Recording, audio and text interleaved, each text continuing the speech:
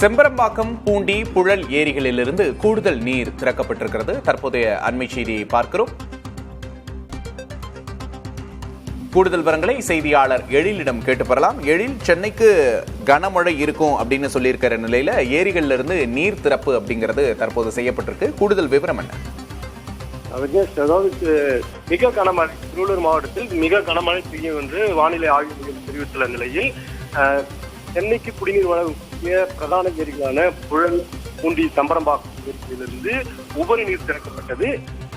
கனமழை எச்சரிக்கை தொடர்ந்து தற்போது அது அதிகரிக்கப்பட்டிருக்கிறது. அதாவது புழல் ஏரியில் ஏற்கனவே 600 கனஅடி திறக்கப்பட்ட நிலையில் இன்று காலையில் 1000 கனஅடியாக அதிகரிக்கப்பட்டிருக்கிறது.